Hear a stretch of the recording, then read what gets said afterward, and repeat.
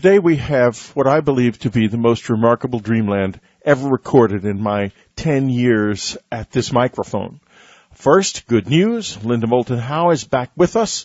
She will be reporting later in the show on a new flu virus that is appearing that is beyond H1N1. But first, we're going to be talking to a scientist who will remain anonymous about his own close encounter experiences. He's not the only person I know in his situation, but he is the only one who has been willing to talk to us publicly at all. His voice is being changed for this program. I'm going to call him Mike. He is a prominent scientist engaged in complex calculations. That is all I can say about him. However, I am aware of his actual career and work, and he is, I think it's safe to say, a scientist of great renown in his field.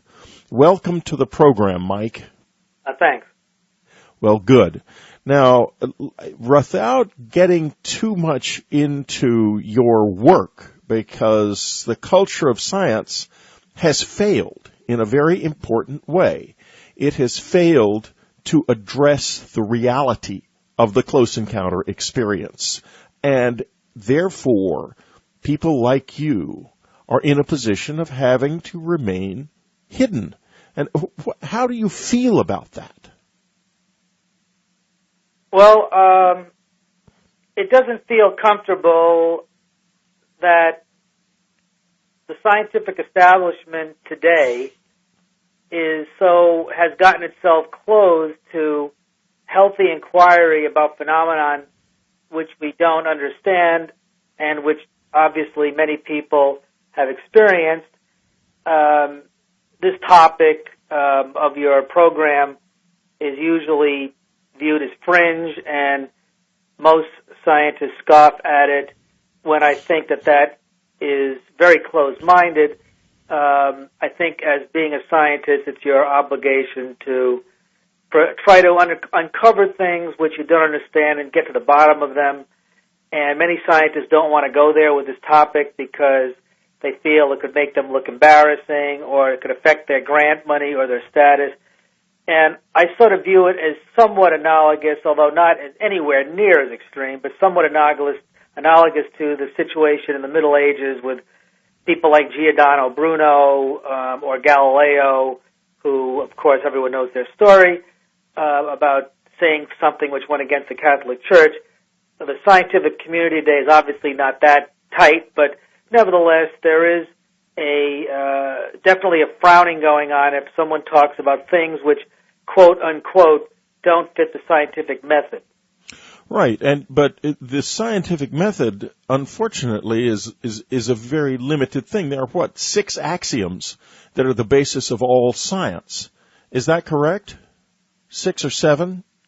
Something like that. Yes, you basically, to be accurate about it, the modern fields of science, and I'll say hard science like physics and chemistry, astrophysics, other fields I could think of, but those are certainly the hard sciences, has as their founder mathematics. Right. Mathematics is behind all of these, and the way mathematics is set up using what we call the real number system has associated with these numbers a set of axioms that they have to satisfy. Everyone knows the law, the commutative law of multiplication, A times B equals B times A. Right. One for addition, and there's several other laws like this, which are very simple, like the unity law, A times 1 is equal to A, so that's the existence of a unity element. So there's only about, I can't remember the exact number, like 5 or 6 or 7 or 8 of these. That's it. That is it. Very finite number of simple laws like that. I just mentioned a couple. Distributive, associative, commutative, unity, right. And identity element. I think that's it. And those are self-consistent entities in that if you do arithmetic in those laws, all the results stay within those laws, and everything is very self-consistent. And it's that system which all of physics is based on. all of chemistry is based on. So therefore, when you do scientific work and you're making up theories of how things might move or how things might work under various situations in physics, ultimately you're going to have to satisfy those axioms. Right. Since there's only a handful of them, it's an extremely restrictive setup. Now, fortunately, it works very, very well and has gained us a tremendous amount of understanding of our universe. But obviously, if you have a finite number of axioms, you can only hope to understand a finite number of things. And things that fall that you can't understand in terms of those rules are dismissed generally. Let me ask that's pretty much accurate. Yes, if something, it depends on how it's dismissed. Typically, the rule of thumb that science follows is if you don't satisfy rules like that, the next thing they look for is can you reproduce something at will, and then if you can reproduce it and measure it, then that gives a sense of satisfying the scientific method. But however, not everything is reproducible. One field which is reproducible but doesn't necessarily satisfy those axioms is quantum mechanics, and the reason quantum mechanics is a valid field is because it is reproducible, and you have to use other axioms to describe it. But for the most part, most other things do satisfy a finite set of axioms. So this is where we are. Now let me ask you this. We are about to discuss some truly extraordinary experiences that you've had. And what would happen to your career, which is a legendary career, actually, folks, to be honest, if this information became publicly known? Probably, it depends, it depends how this kind of thing is described. If it's described in a way which is done in an analytic fashion without flourishes and just based on pure 100% observation, it would probably be accepted by a certain percentage, and the other percentage would think that I made it up or had some kind of mental disorder of some type. If it was not described with some in a very analytic way and sort of described in a little bit more detail about some implications of it, I think most people would say, well, you have no leg to stand on to talk that way, and think that it was probably just not true. And it would have the effect of damaging my career in terms of my credibility. Yeah, but your career is such a big career that it would survive as a career, and that's not true of many scientists. Scientists without such a large career might be utterly destroyed. Well, that's true. I mean, for example, when Carl Sagan was alive, with his career, if he had, I don't even know if he had experiences with these things. I have no idea, actually, and that's honest. But if he did, and he did talk about them, I think with his career, what it would have been dismissed that, that's just Carl, and he just had that to say, and it would be rapidly dismissed, and it wouldn't affect his career at all. But if you're a starting scientist or someone who's trying to build a career, and you haven't really done anything of particular note to your colleagues, and you came out with something like this, it would absolutely destroy your career, yes. Right, absolutely. In fact, the only scientists I've ever been able to talk to openly about this have been people way, way up at the top of the scientific food chain who will discuss it more or less openly and give their opinions in a straightforward manner. However, the farther down you go, the more circumspect people become. In the latest issue of the New Scientist, and folks, this is the week of, it's October the 12th, 2009, who, for those of you who may be listening to this years from now, in the latest issue of the New Scientist, there is a long article about consciousness, where it quite casually assumes that things like alien abduction phenomena are merely side effects of sleep states. And of course, in my particular case, I was physically injured.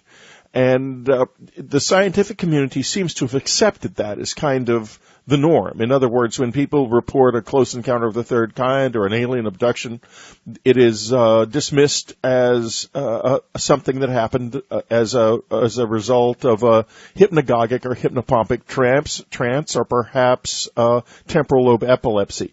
How do you respond to that? What does that bring up in your own mind, given the experiences we're going to talk about shortly? Well, to be completely honest, in my case, initially, before I had one particular experience I'll describe, I'm sure you'll ask me about that, I did have experiences which were highly unusual, and I felt that they could have been post-sleep issues. I didn't know whether to believe it or not. However, soon thereafter, when I had another experience with a person who was with me as a bona fide witness, and I was awake driving a car, it was obviously not post-sleep anything. It really happened, and there's someone there who witnessed the same exact thing I did. I would say that statement is not true in my case. In my case, I don't do drugs. I don't drink. At the time, I wasn't doing any of those things. The person I was with, the same story, and there it was, this incredible thing I'll describe probably. Okay, well, let's take a little break right now, and then when we come back, we're going to get into the nitty-gritty. One of the world's great scientists is going to describe something rather remarkable. We'll be right back. Subscribers, there's only one place in the world where you can get programming like this. You will never hear this man on another radio program or TV show. So do tell your friends about unknowncountry.com and urge them to subscribe to our website. Let's keep this kind of information flowing. We need it. The world needs it. And don't miss this week's subscriber interview with Jaime Maussan on that creature found near Metepec in 2007. This is the very latest information since he was on Coast. It's brand new stuff, so don't miss it. You're listening to Dreamland. Serious wonder spoken here. This is Whitley Strieber. We're back. We're talking to Mike, a renowned scientist. His voice has been altered for this program. He does not sound much at all like this in real life. It's kind of strange to be talking to him since I've spent many an hour sitting across a dinner table from him, and yet I know I'm talking to the same guy despite the voice. In any case, he has had some really remarkable experiences. And Mike, why don't we just go right into it now and go ahead and tell us what first happened?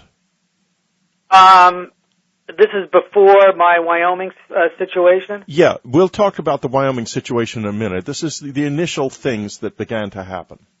Okay. I guess one of them, the very first thing happened when I was, there's several things that I could bring up. One was an experience that I had when I was in my apartment,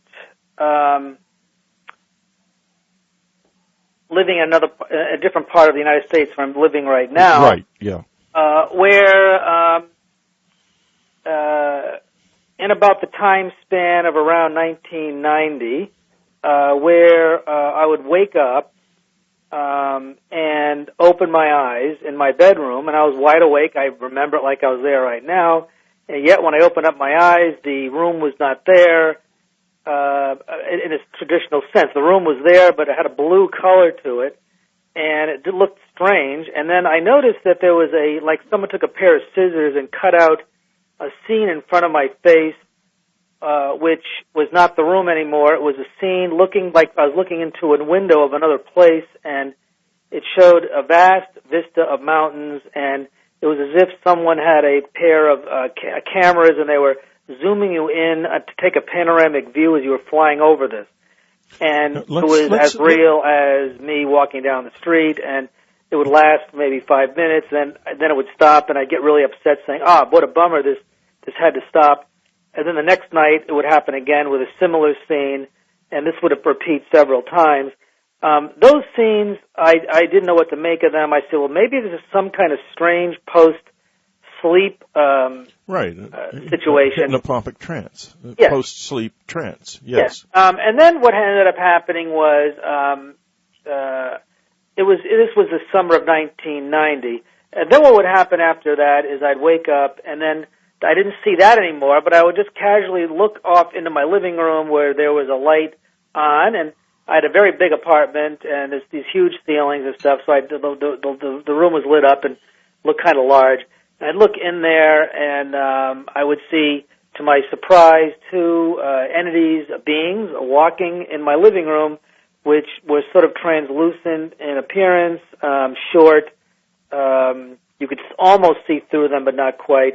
And it's like they were just tippy-toeing in the room like two explorers discovering a new place. And one of them looked towards me and didn't even seem to acknowledge me. I'm sitting in my bed saying to myself, my God, what is this? And they looked right at me and looked through me, almost like I wasn't there, and went about their business, and they didn't come anywhere near me. They stayed in the living room, and I basically got tired of looking at them. I went to bed and went back to sleep, and the next morning I woke up and they were gone. Next night that would happen. So for a few nights in a row that happened, and I just got so used to them being there that I just basically just blew it off and went back to sleep. So can you describe them, exactly what they looked like? They were very thin, very, very thin. They were translucent in appearance, so like jelly, like when you see a jellyfish under the water, it's got that level of translucence. So it's well defined, but at the same time you could see through it slightly. And they had so their heads were sort of large, not obscenely large, but sort of large, and they had ears. I can't remember the ears offhand, to be honest. I thought the ears were sort of small. They were definitely small ears, and their arms were very thin, and their legs were thin, and they were probably like and they had large eyes. The eyes weren't abnormally, well, they were definitely larger than human eyes. They were definitely larger, but they were not dark colored at all. The whole thing was this jellyfish kind of appearance. And they were probably around, I'd say around 4 feet high. And so there you were, and this kept happening, and you finally blew it off as a probable dream state of some sort. And that's what I said. I even talked to one of my friends, and I said, dude, I had the strangest dreams the past few nights, and hope I'm not losing it, you know. Yeah, I remember feeling the same way. Well, at this point, Mike, then something must have changed because you didn't continue to blow it off. Yes. What ended up happening was towards the end of this particular summer, which was, I think, 1991, way back, I decided to leave the area I was living in at the time and drive halfway across the country to a Midwestern state. And the Midwestern state would be up north central U.S. I don't want to give exactly. No, you don't need to. And I had to drive halfway across the country to get there. And I had with me a girlfriend at the time. And her profession was a massage therapist. She was very healthy and didn't do any kind of substances of any type. And I just wanted to leave where I was and go to this particular part of the country for various reasons. And I had a vehicle that I owned at the time, and we went in it, packed whatever belongings I needed to pack to do this trip, and we took off. And when we got roughly 2 or 3 days into the trip, we were in the state of Wyoming. And it was approximately 8 o'clock at night when we reached the town of Casper, Wyoming. And I wanted to go to a rest stop and eat something. And it was like about 8 o'clock, and my friend wanted to get out of there relatively quick, and I said I wanted to rest a little bit, which I did. And she wanted to go, I wanted to go due north, past Casper, Wyoming, up to the Interstate Freeway 90, I believe, which cuts across the country, because I knew that up there at that part of the state, there'd probably be lots of hotels, and I think we get there like at about, 10 o'clock at night, and that'd be kind of fine to get a good night's rest. At this point, we had been driving for a few days, and, I just wanted to not be worrying about driving in the middle of nowhere. She, on the other hand, had this very intense idea that we were not going to drive up there. She wanted to go to a location where this place where there were hot springs up near Yellowstone Park. Right. And I said we're not going there. I said just to go there would take probably 5 hours, and it would be 2 or 3 in the morning, and I'm not driving there. And I said, there's no guarantee of gas stations or anything. And she was upset by that, and I said, look, I'm just not doing it. Then she was upset. She was upset because she did not want to go to the general place where they're going to be hotels and make the trip more straightforward. She wanted to meander a bit. So then she said, well, let's go to take this road here. She points to a road that maybe a few miles north of Casper you take a right onto, and it's a small road that is one lane in each direction, and on the map it's barely noticeable, and it goes for at least 50, 60 miles through Thunder Basin National Grasslands, and then you go due north at a town called Wright, Wyoming, to another town called Gillette, where there would be hotels.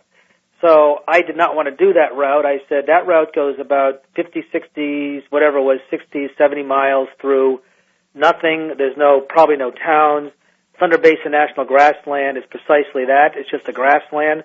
And I said, I just don't want to be driving through that. Why should we do that? That's going to take us twice the time to get to a hotel. We're probably not going to get to one till now. Doing that probably till 11 o'clock instead of 10. And so she got very, very, very upset, and something that simple ended up being in a pretty, a yelling argument. And to stop the argument, I said, what the heck, I'll do it, just to stop the argument. So we get in my car, we go to this little road about 20 minutes later, and take a right and start going down it. And I remember that particular night was very strange. It was in the end of September. As I recall, although I can refine that date a little bit. And it was a very balmy night for that time of year. It almost felt like it was like a tiny bit of fog, balmy, and almost like something you'd see in a science fiction story, It's just very unusual. And there were animals all over the road, so when I was driving, I had to go very slow to dodge whatever they were. You could just see their eyes, so it was a little bit creepy. And we drove for quite a while, and not a single car passed us in either direction as we drove east. We were driving a good solid, it was now about 10 o'clock. We were probably doing about maybe 35 miles an hour. We had gone, 30 miles an hour. We had gone about 60 miles. It was about 10 o'clock, and not a single car passed us, which made me very suspicious. This is a little bit unusual. And the gas gauge was going down a little bit, but so I was getting concerned about this. There were no gas stations, and we had entered Thunder Basin National Grasslands. I saw a sign that said this, and I said, it's even worse. There's going to be nothing there. And then I noticed that I saw a sign that said Wright, Wyoming, 14 miles, and the sigh of relief came over me that there was going to be a place to go to. Now, Wright is basically a truck stop, but nevertheless, I felt it was relief. So at this point, the road went down into a valley in Thunder Basin National Grasslands, and it goes down into a valley. So I'm driving. I'm fully awake. I'm not the slightest bit tired, really. And it was a moonless night, although it was a clear night. It was a moonless night. And so we're going down into this valley. Maybe the incline was maybe 20%, so it was a fairly steep incline. And it was a big valley, so you could look in front of you and see miles off into the distance and down a little bit low. And I noticed there was a red light down there, and it was a very bright red light, and but it was way off in the distance. And I said to my friend, "Oh, there's a really bright light." I said, "It's probably a construction site or something," because when you're in a situation like that, your mind wants to make things up to make you feel better. So I said, that's what that has to be. It's a construction site. And it didn't occur to me till many months later that why would there be a construction site with a bright ruby red light at between about 10:30 at night, 11 o'clock at night at Thunder Basin National Grassland. But nevertheless, it made me feel good. So we drove, and as we drove further, I noticed that the road started to slope down towards the bottom of this little valley, and I kept looking at this light. I sort of blew it off at first, and then my friend said, "Oh, there's the light again." And I said, "I know, I see it." And at this point, the road had leveled off, and it was a single little road. And this was like something out of a movie. It was like, here's a single road, and as flat as you can be, the sagebrush blowing around, not blowing around, but the sagebrush lying around with little animals, and it's very muggy and a little tiny bit of fog, not too much.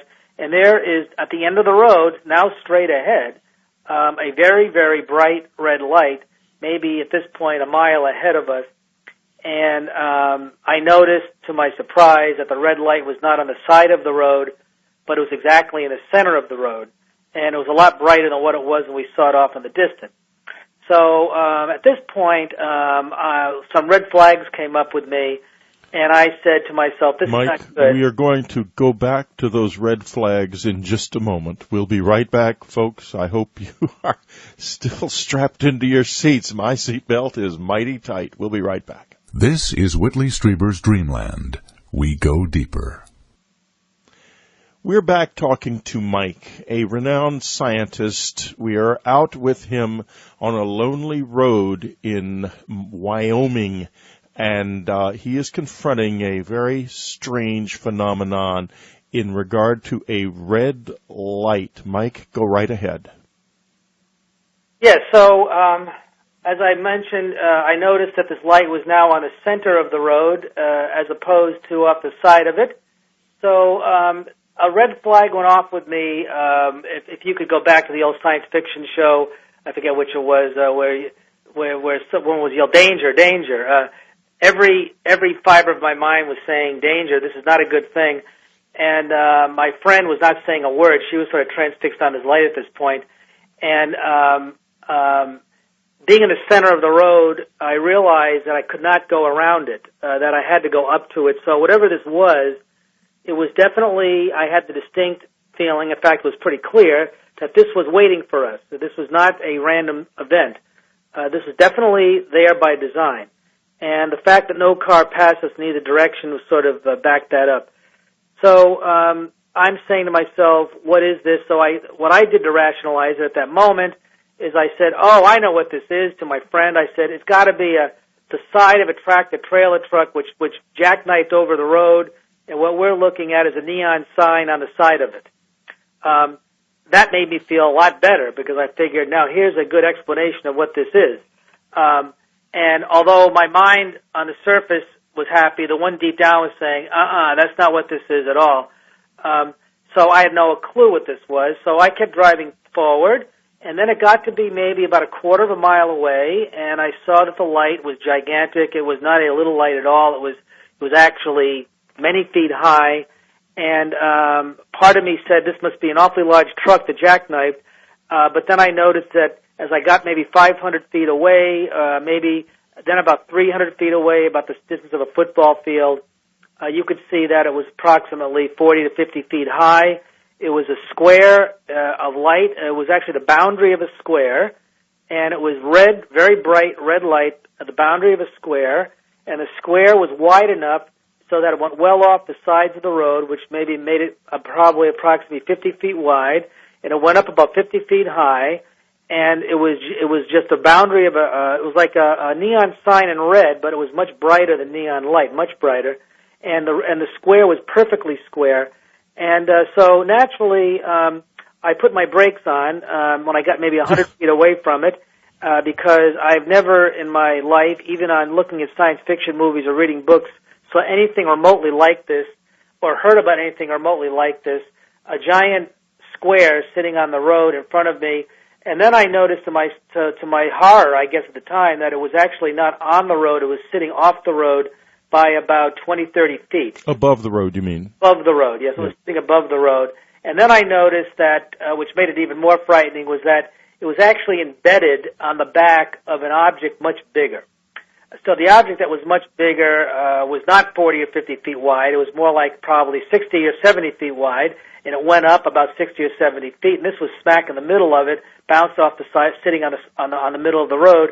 And therefore, because of the size of it, I could not go around it. It was impossible to go around this thing. Word. Completely blocked the road. And when I saw that, I said to myself, this has intended to stop me. My friend was not that scared because it wasn't making any threatening moves. It just blocked the road. Now, it's one thing to see this in a movie. It's another thing to be in this situation in the middle of nowhere It is quite frightening. So I put the brakes on, and my friend told me to walk up to it, and I said to her, "Are you out of your mind? You should walk up to it. I'm not going to do that." There it was. I put my engine off, turned my lights off, and there's my car facing this thing, probably maybe 100 feet away. And this was something which was very strange, you can imagine. I sat there for probably 10, 15 minutes staring at it with her, and suddenly it floated off the ground. It lifted up. The entire black object with the red square in the middle lifted up, and it hovered over the road, maybe about 100 feet in the air. Not even that high, maybe about, I don't know, I can't get the exact, maybe 60, 70, 80 feet in the air, and just hovered there. And it didn't make a sound. Myself, knowing quite a bit about technology, I knew that this was nothing that I'd ever heard of before. Otherwise, you would be in a position to know for certain, actually. Yes, for certain. And I've been exposed to some of the best technology the United States has, and there's certainly nothing remotely like this. And so it sat there, and because it didn't make a noise, and because we were there for a good 20 minutes looking at this thing, the fear level went down. And as it floated over the road, it then did something which was truly spectacular. The part that we were looking at, which was this 70 by 70 black object with this red square in the middle that was about 40 by 40, suddenly that was the back of it, as it turns out. So the thing starts to turn around, and that part turns out of view away from us, and then suddenly over the road is an object about 200 feet long, which is jet black with a slight blue glow in the middle, and it just stood there, it just hovered there over the road about 200 feet long and stood there. And it was beautiful, actually. That was quite beautiful to see this. It was truly a wonderful thing to behold, to see an object like that. And I knew at this point this was not from this world. We have nothing like this in our world. I've seen nothing like this. And it did a little maneuver, went up and down a little bit. It took its front and went up and then down, just to almost do a little dance, almost like it was performing, which I thought was very, very interesting. My friend said to me, "Why don't you get out and walk under it?" And I said to her, "Are you out of your blanking mind? Yeah. Why don't you walk under it?" I said, "We don't know what this is. It could be dangerous." I said, "I'm not walking under that." So after it was hovered over the road for about 5 minutes only, it then started to move away from the road laterally, due north, because this road was going east-west, west-east. It went due north, and at this part of Wyoming, by the way, due to coincidence, this is just the way it is. When it went due north, if you went north probably 60 miles, you'd be in the vicinity of where that Devil's Tower is located. This is not meant to be joked about. That's really where this was. Right, I understand. So that's where this thing was headed. Any event, I waited until it was far off in the distance. I could see it up in the sky until I saw this long, it's a long rectangle, and the back of it had that little red square. I could see it off in the distance, and now it was probably 5-6 miles away. At that point, I got out, and here I am standing in the road. My girlfriend's in the car. This thing is going due north, and I felt like this could come right out of a novel. I mean, this is so cool. But I didn't have any fear. I was absolutely stunned, as you can imagine. Myself, being a scientist, my mind is racing, trying to think of what this could be. I get back in my car, and at this point, I was really in a state of shock because I don't really remember too much what I was doing. I just remember I grabbed the steering wheel. My friend was very quiet. She wasn't saying much of it. She was saying nothing, as a matter of fact. If she was, I wouldn't have heard it. And I grabbed the steering wheel tight, and I said to her, "Let's get out of here." So I hit the accelerator, but didn't go that fast. And in fact, I don't even remember how fast I was going. And I'm sort of lost in my thoughts with all of this. And until I feel her shaking me, and she's absolutely hysterical, and she's shaking me, and she's saying, "They're waiting for us up there." And I came out of my trance I was in, and I said, "Who is waiting for us? What are you talking about?" And then I look off to the left side of the road, and I see this blinding white pulsating light that's off to the left side of the road, maybe about a mile ahead. And it was pulsating almost like a strobe light, and every time it pulsated, the trees would all silhouette in front of it, and when the pulse went off, it was jet black, and it was going very fast. and it was going so fast it was frightening. That definitely frightened me a lot. And my girlfriend was screaming at the top of her lungs. She was saying things like, they're going to kill us, they're evil, we have to get out of here. So because I didn't get out and walk under the other thing, I felt I wanted to be macho, so I said to her, well, I'm going to pull over and see what's there. And she starts screaming again, and she said, if you pull over, I am going to run out this door and start running. I'm going to open the door as the car is moving and start running. So I imagine... So she's gone from being eager for you to get up under the thing to wanting to get the dickens out of there. No, as a matter of fact, I have never heard a woman scream that loud in my life, ever. It's very interesting to see the way her reactions are changing as she begins to realize just how unusual this actually is. Yeah, well, it's funny because when I met her, she was one of these, a massage therapist person, and she's very much into angels and the New Age way of thinking, and you would think that this would be sort of like, well, this is cool, it's something we never, but no, that was not the reaction. But this was frightening. When those lights were pulsating, it was definitely, unlike the rectangle over the road, this was a different thing. So I looked over to the side, and I saw the ground itself was pulsating with this light, and every time, and I did slow down to about 5 miles an hour, not to a complete stop, I came close, and I noticed that every time the light went on, there were all a bunch of beings standing around. There must have been, 10, 12, 15 of these things. And they were maybe 50 feet away. I wasn't close enough due to the light to really see details, but they were short and they looked black and very thin. And my mind was saying, get out of there fast. Mike, at this point, we have to take a little break. We will be right back, folks. This is Whitley Strieber's Dreamland. Expert hosts, unique information. This is Whitley Strieber. We're talking to a scientist, Mike, who is in the process of telling us about one of the most extraordinary close encounter experiences that ever happened. Mike, when we left the air, he was telling us about literally seeing these extraordinary beings in their enormous ship on the roadside, somewhere very deep in the night, very far off in the wilds of Wyoming. You continue this story, Mike? Yes, so when I saw these beings on the side of the road, while the lights are pulsating white, with blinding light, my girlfriend, as I mentioned, was screaming that they're going to kill us, and she just was going to run for it. And I have to admit, maybe it was just screaming to facilitate it, but I was absolutely frightened. I figured, this is not funny. These things, whatever they are at this time, unlike the rectangle, these are very frightening things, and I just want to get out of here. So, but part of me did want to stop and walk over and say hello, but I felt that part of me said, don't do that. So I accelerated the car a bit and left, and she calmed down. And then I noticed up in the sky, maybe 20 feet over my car, was a ball of light that was following my car up to right, maybe which is like 5 miles ahead, and then I went due north to Gillette, and it stayed with us for a while, then it went away. And as I looked back in my mirror at where we just were, I saw lots of activity at that site where the lights were, like things were landing and taking off. It seemed like there was an awful lot going on there.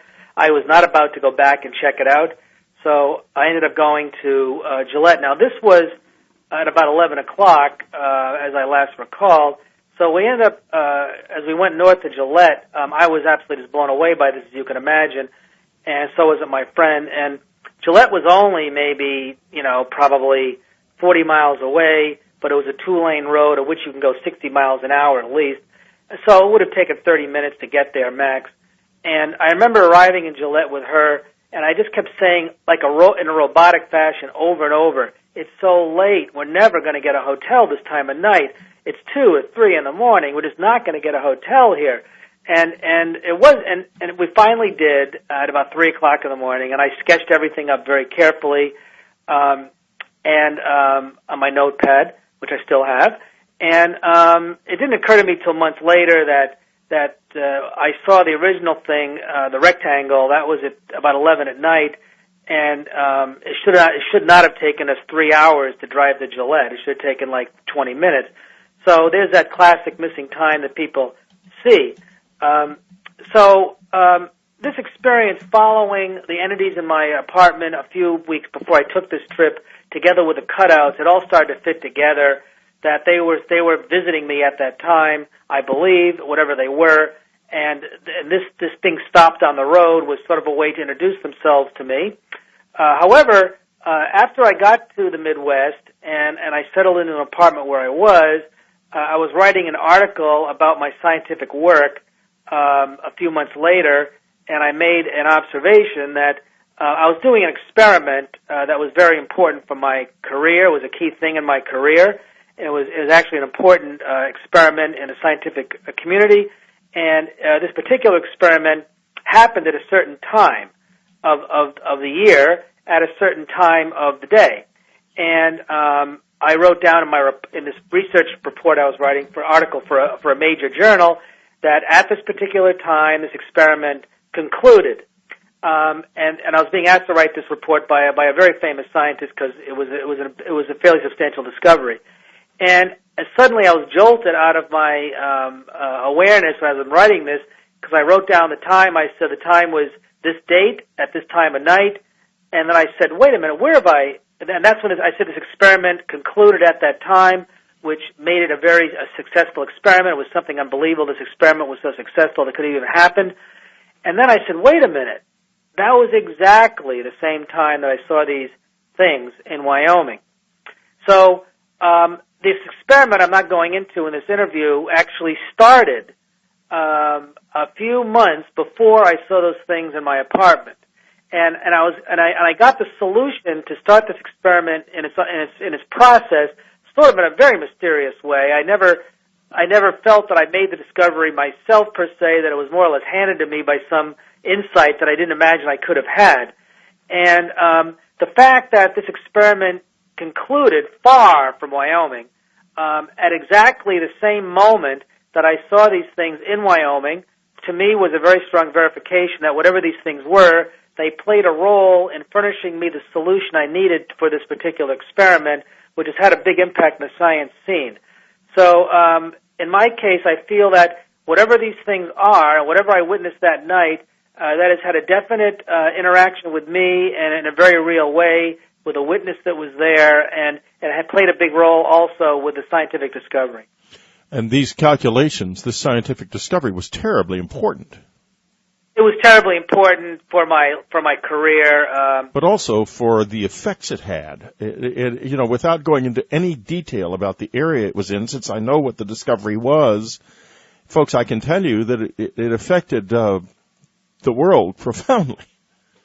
Yeah, there's a particular field of science and technology that this affected, and it has made a big impact worldwide in this field, not just for the field itself, but for our awareness to how to do certain kinds of, let's say, transportation. Right, yeah, and leave it at that. Well, what a remarkable story we have been told today I think it's rather tragic that this is not something that you could bring forward into the scientific community, and that it could maybe conceivably lead to more interactions like this and the more useful knowledge coming the way of humanity from this bizarre source. What do you think they are, Mike? Do you think we're dealing with time travelers or creatures from another world, or exactly what? I don't know what they are. First of all, I have to tell the audience out there that from my experience, I'm a very, very sane person, and I have I'm just very well established in what I do. So I'm not a fringe case at all. Actually, I'm not at all. Not at all. Part of the establishment, unfortunately, but it's hard to say what these things are. They certainly exist. There's no doubt about that. I definitely saw them with my friend. She was there. She chooses not to remember it too clearly as time goes on, as people do in shock experiences. But yes, it definitely happened. It definitely had a coincidence with the major scientific work. So I say to myself, what are they? Well, my inclination is they may not be one is tempted to say they're space travelers, but I would tend to doubt that. My gut feeling is that they might be some kind of life form that exists in alternate dimensions from ours, and they may actually be time travelers as well, which they could be from the future or from the past. And their role, I believe, is to affect our civilization by making contact with various people who are in various situations to do things that can work for the betterment of our society and world as a whole to move it forward. They do work in very discreet ways, and I would be fascinated to know how many people who are in strong positions in our world have stories like this. I'm sure you're never going to hear them, but I think their role is to help the world and to make it move in a better way. This discovery, I could, of course, go on and on about what it is, and it certainly has a strong bearing on a lot of different things. But the discovery itself has a strong sign. If you could put a sign on it, the sign would be, this discovery is meant to open our awareness as a new way to do things. And, yes. And I think that these entities, that's their job, is to sort of help us along to do new things in key ways to sort of move our society forward.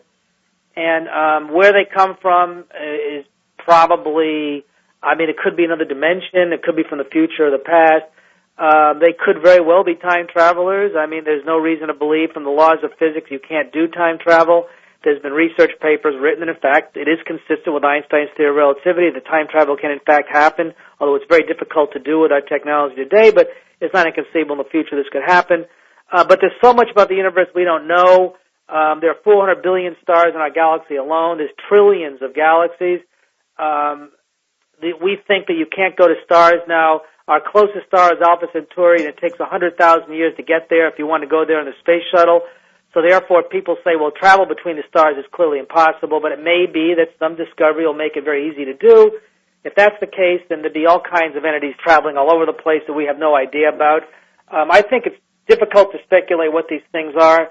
They're clearly much more advanced than we are. They can clearly influence us in ways like this I described in this interview, which we have no understanding about. To us, it seems like magic. It seems very unusual, weird, and that's because we're just not used to it. But it's obviously, they obviously represent something which I hope is here to do good for this planet. Well, thank you very much for giving us what I think is probably the most extraordinary interview in the history of Dreamland. That was really something. And Mike, best wishes to you in your future career. Do you ever expect to see them again, do you think? I don't know. I think this is one of those cause and effect things that you can't really answer. I'd be fine if I did, but these are basically, from what I've observed, these would be independent entities with their own destiny and futures, which they do when they want to do it.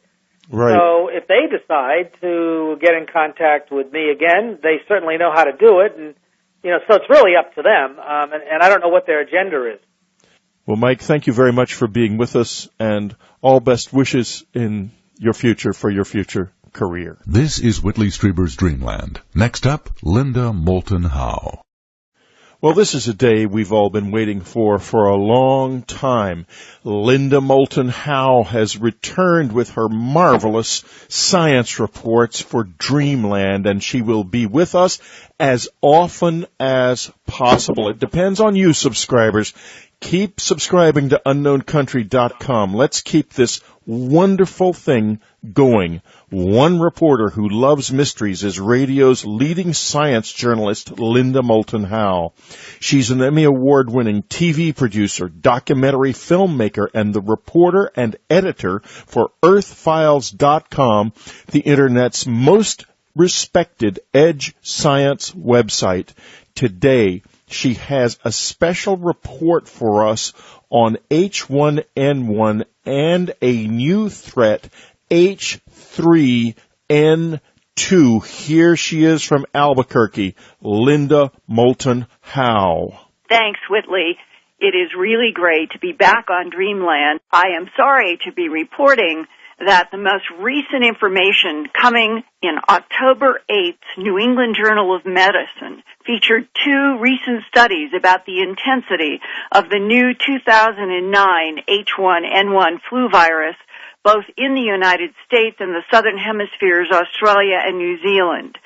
Perhaps the most surprising news in the research by the American Centers for Disease Control is that this past spring, 7% of Americans sick enough to be hospitalized with the H1N1 flu did die.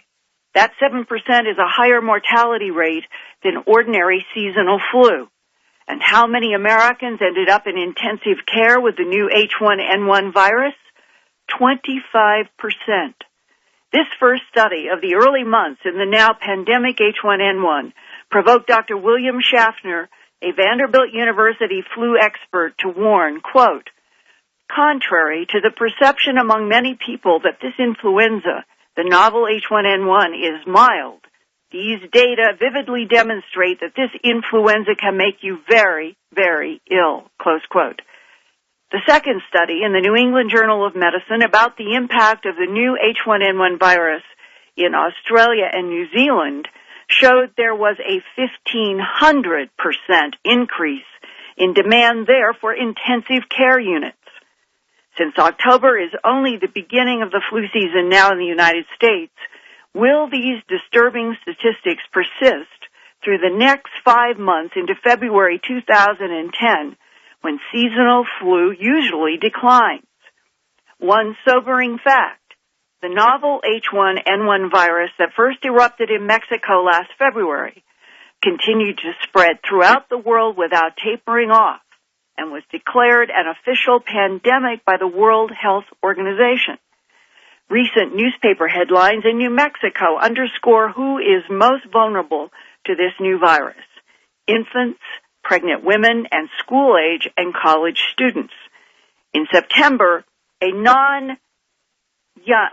New Mexico young, healthy, pregnant woman died from this flu. On October 2nd, the Albuquerque Journal headlined, quote, 5-year-old and infant die of swine flu. Neither child had chronic medical conditions, close quote. The next day, a Chaves County healthy 17-year-old teenager died of the H1N1 flu.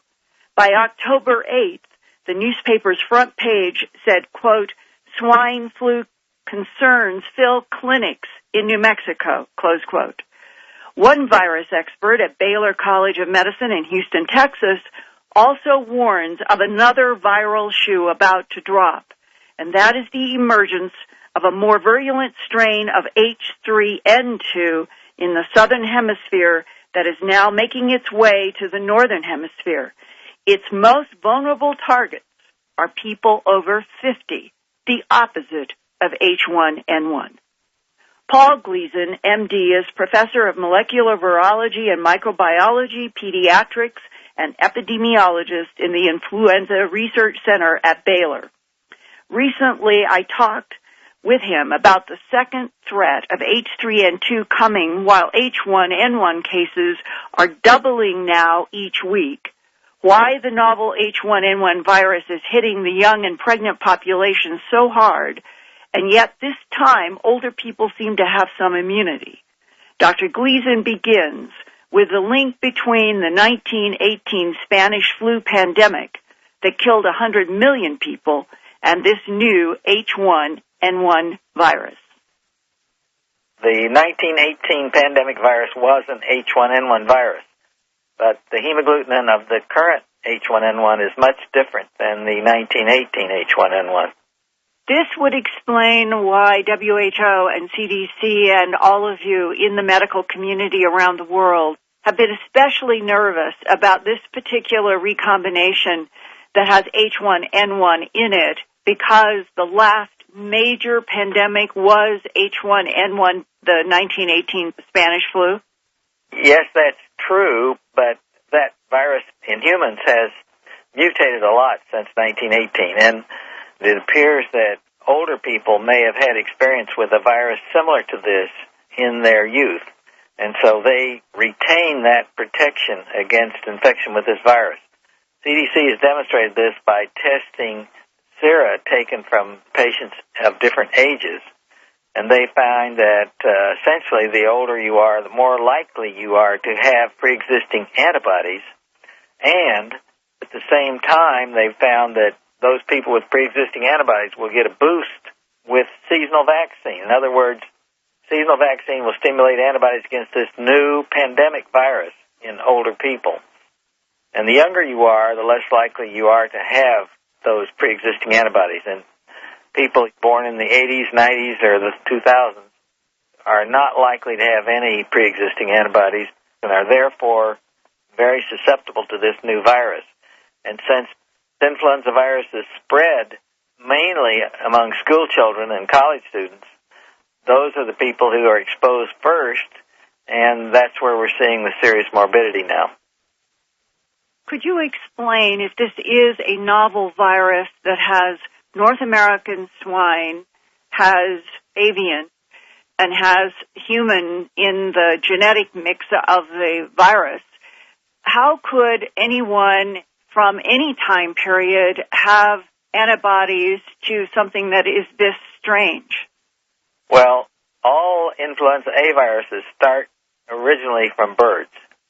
So all A viruses are originally avian viruses, but then they occasionally infect mammals of different species, and eventually a virus emerges that will spread readily in humans. Now, the pig is generally considered the mixing vessel because pigs have receptors for both avian viruses and human viruses. And influenza viruses have a segmented genome. That is, their genetic material is divided into 8 different segments. And it's very easy then for these viruses to reassort. And they can sort into all combinations, and some of the gene segments may come from pigs, some from birds, and some from human. And that's what's happened in this virus. But right now, let me say, it is a human virus because it is spreading very readily in human populations, so we'd have to call it a human virus. And this winter, we might see seasonal flu, particularly H3N2, produce an outbreak this winter. And we're concerned about that because they detected a new variant in the southern hemisphere this summer, and that might get up here this winter at the usual time for seasonal flu, which would be peaking in the middle of February. And H3N2 has been the major cause of mortality since it appeared in 1968. And it's produced epidemics essentially every other year since it occurred in 1968. So the possibility is that we might have even a bigger spike in mortality in the H3N2 because of a new variant in its genome sequencing that has first surfaced in the southern hemisphere and could be up here this winter. Yeah, that's possible because, as we've said, the older population, which usually make up the majority of persons in the excess mortality, seem to be protected against the H1N1, but for some reason or other, they have not acquired protection against the H3N2 variants that have appeared since 1968. So most of the mortality, and this is largely in elderly people, that's occurred since 1968 has occurred in years when we have had H3N2 epidemics. So I think there's a good possibility that we'll have an H3N2 outbreak in midwinter of 2010. The H3N2 is a threat to the elderly population. Do I understand that one of the ironies is that you and other virologists are actually worried more about H3N2's impact this year than maybe H1N1? The impact is very different depending on the age. And I think this H1N1 is going to have a very heavy impact on school-age children and college students. And there'll be some tragic deaths occurring in very young, healthy people. The H3N2 is a threat to the elderly. And that's why it's important for everybody to take the seasonal vaccine now as quickly as they can get it so that they'll be prepared for this winter. Could you please give your medical perspective on the current normal flu vaccine that would impact H3N2 and the new vaccine, which is just starting to be distributed? The new vaccine is treated as a strain change by the FDA. In other words, they've examined the virus, and they've looked at its growth characteristics, and they've looked at preliminary data from all the manufacturers, and they've concluded this is like a strain change that we have every year with seasonal flu. And the vaccine is produced in manners that's no different than the seasonal vaccine, which we've been using by millions of doses for the last 50 years, I guess. So we have no concern about anything being special about this vaccine. But from all the data that we've seen, we agree that we can treat this like a seasonal flu vaccine. There's a change, but it's manufactured in the same way as the seasonal vaccine. What do you say to people who are afraid of getting any vaccination of either of the flu vaccines? Well, I think they better look at the statistics on the number of people who have been ill and the number of people that have died with this new H1N1 virus, and then they have to weigh the risk and the benefit. And if they think that the risk of the vaccine is greater than the risk for infection with the virus, then they can make their choice. But personally, I think that they are much better off if they take the vaccine and get protected against infection with this new virus. Since August 30th, they would attribute over 10,000 hospitalizations to the new H1N1 virus and almost 1,000 deaths. That's only since September. Each week since September 1st, the numbers have doubled, and we've seen a skyrocketing change in the number of people presenting with influenza-like illness to clinics and emergency rooms. So I think we can expect those numbers to increase, and it does not appear that we've reached the peak of activity for this wave yet. We're still going to see a lot of illness before this fall is out. You've probably seen it on the Internet yourself. All of these warnings, don't get the H1N1 vaccine because it has mercury in it. There's just all kinds of warnings. Could you talk about this H1N1 vaccine?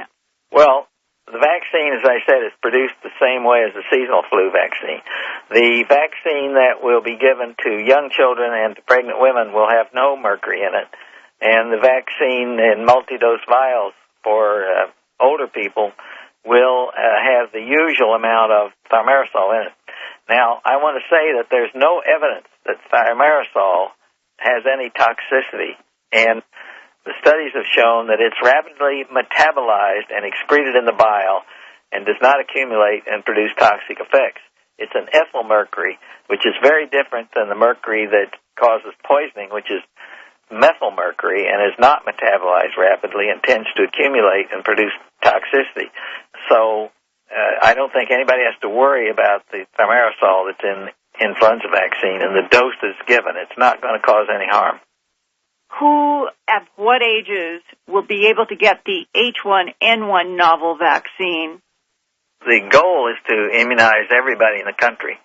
But obviously, if it's the younger people who are having all the infections and are dying of it, it would be best if it's targeted toward younger population now and pregnant women, because pregnant women have an excess mortality with this H1N1. So it's important that we get an activated vaccine for pregnant women and the live or inactivated vaccine for school kids particularly, because if we can get the school kids immunized rapidly, we'll slow down the spread of the virus, and we will be able to immunize the rest of the population, hopefully before they've all been infected. Why are pregnant women so vulnerable to the new virus? They're susceptible to it, that's one thing. And pregnant women are vulnerable not because they have any problem with their immunity. They respond to the vaccine very well, but as the pregnancy progresses, the diaphragm is pushed up so that their pulmonary reserve is compromised, and also they don't have the cardiopulmonary reserve that women in their age who are not pregnant have, and therefore they're more vulnerable to, if they get pneumonia with influenza, then they're more likely to die. And the other thing to remember is that if a pregnant woman takes the vaccine, she makes antibodies, which are also passed to her new baby.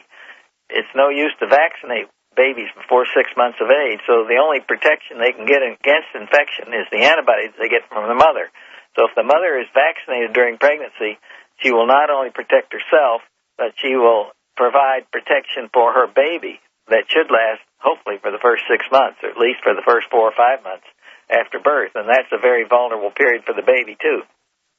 What has happened here in the last 4 or 5 months politically in which H1N1 and developing vaccines has been turned into a political football? Anti-vaccine groups that seem to be intent on doing this, and it doesn't make any difference whether it's flu vaccine or some other vaccine.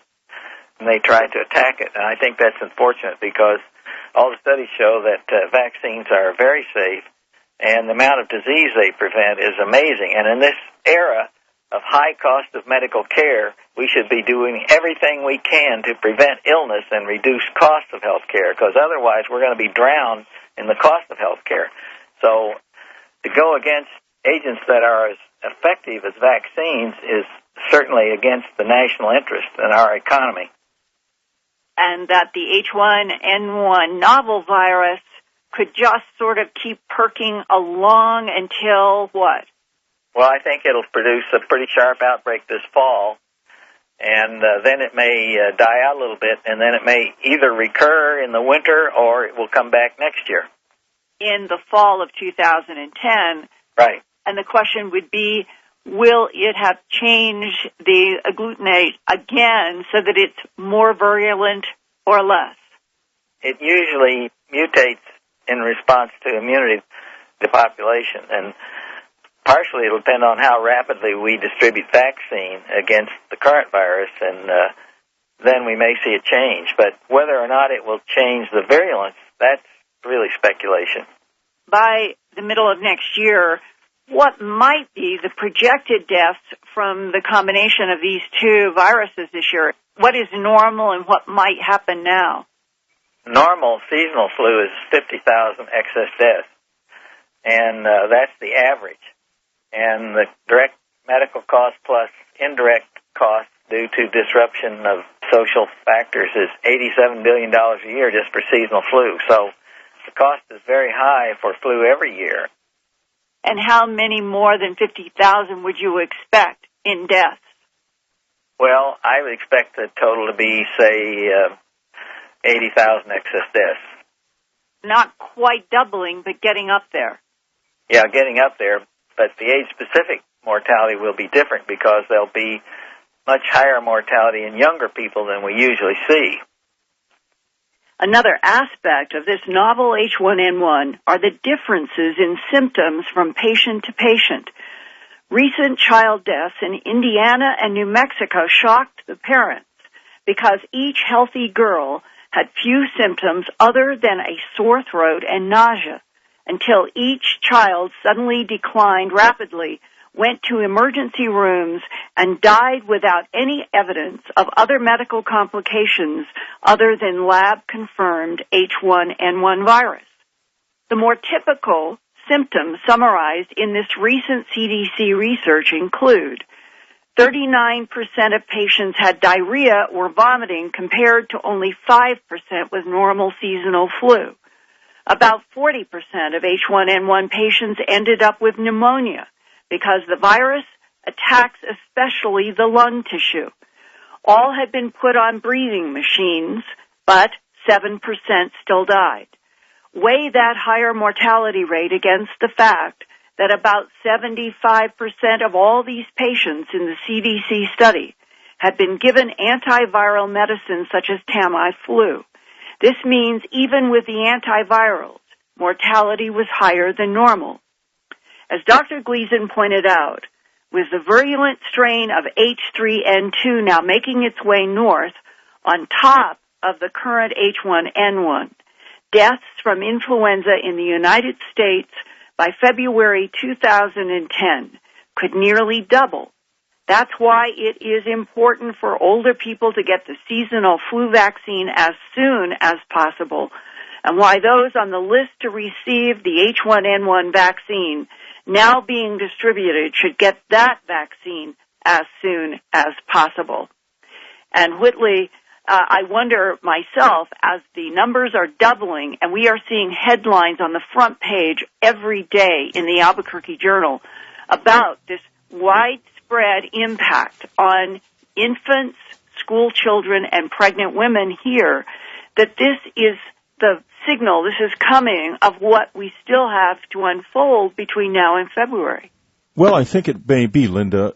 H1N1 has come very close in my family because my brother had it. His symptoms were not respiratory, but blinding headaches in the back of his head, and he's tested positive for the disease. He's recovering from it fine. He's in the age group that is least affected by it. But nevertheless, our doctor has advised myself and my wife to take pneumonia vaccinations as well as H1N1 vaccinations when they come out, and of course the regular flu vaccinations. We swear by flu vaccinations now, and we are absolutely not afraid of them. I think there's just not sufficient evidence that vaccines are dangerous. I think they do a lot more good than damage. I could not agree with you more. I have gotten a flu shot every year in the fall to help protect myself, and it seems to me that I have had less flu in my life than a lot of other people who have not had flu vaccines, and it has troubled me that something as important as a new vaccine against a new novel virus, H1N1, would have been turned into a political football in this country and in other parts of the world, but especially the United States, when getting this vaccine to the young and to the pregnant could save lives. And now with H3N2 about to drop into our country, and that would affect older people, everyone needs to get the seasonal flu vaccine. I couldn't stress that more. Absolutely, and I'm sure I'm going to get a lot of emails saying, oh, it's terribly, terribly dangerous. Think twice about it, folks. What's out there might be a lot more dangerous than the cure in this particular case. Linda Moulton Howe, thank you for being in the Middle Ages with people like Giordano Bruno or Galileo, who, of course, everyone knows their story about saying something which went against the Catholic Church. The scientific community today is obviously not that tight, but nevertheless, there is definitely a frowning going on if someone talks about things which, quote unquote, don't fit the scientific method. Right, but the scientific method, unfortunately, is a very limited thing. There are 6 axioms that are the basis of all science. Is that correct? 6 or 7? Something like that, yes. You basically, to be accurate about it, the modern fields of science, and I'll say hard science like physics and chemistry, astrophysics, other fields I could think of, but those are certainly the hard sciences, has as their founder mathematics. Right. Mathematics is behind all of these, and the way mathematics is set up using what we call the real number system has associated with these numbers a set of axioms that they have to satisfy. Everyone knows the law, the commutative law of multiplication. A times B equals B times A. Right. One for addition, and there's Today we have what I believe to be the most remarkable Dreamland ever recorded in my 10 years at this microphone. First, good news. Linda Moulton Howe is back with us. She will be reporting later in the show on a new flu virus that is appearing that is beyond H1N1. But first, we're going to be talking to a scientist who will remain anonymous about his own close encounter experiences. He's not the only person I know in his situation, but he is the only one who has been willing to talk to us publicly at all. His voice is being changed for this program. I'm going to call him Mike. He is a prominent scientist engaged in complex calculations. That is all I can say about him. However, I am aware of his actual career and work, and he is, I think it's safe to say, a scientist of great renown in his field. Welcome to the program, Mike. Thanks. Well, good. Now, without getting too much into your work, because the culture of science has something. It depends on how it's dismissed. Typically, the rule of thumb that science follows is if you don't satisfy rules like that, the next thing they look for is can you reproduce something at will, and then if you can reproduce it and measure it, then that gives a sense of satisfying the scientific method. But however, not everything is reproducible. One field which is reproducible but doesn't necessarily satisfy those axioms is quantum mechanics. And the reason quantum mechanics is a valid field is because it is reproducible, and you have to use other axioms to describe it. But for the most part, most other things do satisfy a finite set of axioms. So this is where we are. Now let me ask you this. We are about to discuss some truly extraordinary experiences that you've had. And what would happen to your career, which is a legendary career, actually, folks, to be honest, if this information became publicly known? Probably, it depends, it depends how this kind of thing is described. If it's described in a way which is done in an analytic fashion without flourishes and just based on pure 100% observation, it would probably be, if all the laws like this, which are very simple, like the unity law, A times 1 is equal to A, so that's the existence of a unity element. So there's only about, I can't remember the exact number, like 5 or 6 or 7 or 8 of these. That's it. That is it. Very finite number of simple laws like that. I just mentioned a couple. Distributive, associative, commutative, unity, right. And identity element. I think that's it. And those are self-consistent entities in that if you do arithmetic in those laws, all the results stay within those laws, and everything is very self-consistent. And it's that system which all of physics is based on, all of chemistry is based on. So therefore, when you do scientific work and you're making up theories of how things might move or how things might work under various situations in physics, ultimately you're going to have to satisfy those axioms. Right. This is only a handful of them. It's an extremely restrictive setup. Now, fortunately, it works very, very well and has gained us a tremendous amount of understanding of our universe.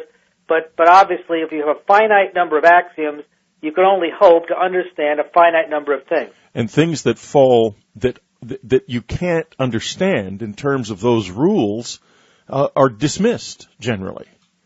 Let me ask well, that's pretty much accurate. Yes, it's failed in a very important way. It has failed to address the reality of the close encounter experience. And therefore, people like you are in a position of having to remain hidden. And how do you feel about that? Well, it doesn't feel comfortable that the scientific establishment today has gotten itself closed to healthy inquiry about phenomenon which we don't understand and which obviously many people have experienced. This topic of your program is usually viewed as fringe, and most scientists scoff at it when I think that is very closed-minded. I think as being a scientist, it's your obligation to try to uncover things which you don't understand and get to the bottom of them. And many scientists don't want to go there with this topic because they feel it could make them look embarrassing or it could affect their grant money or their status. And I sort of view it as somewhat analogous, although not anywhere near as extreme, but somewhat analogous to the situation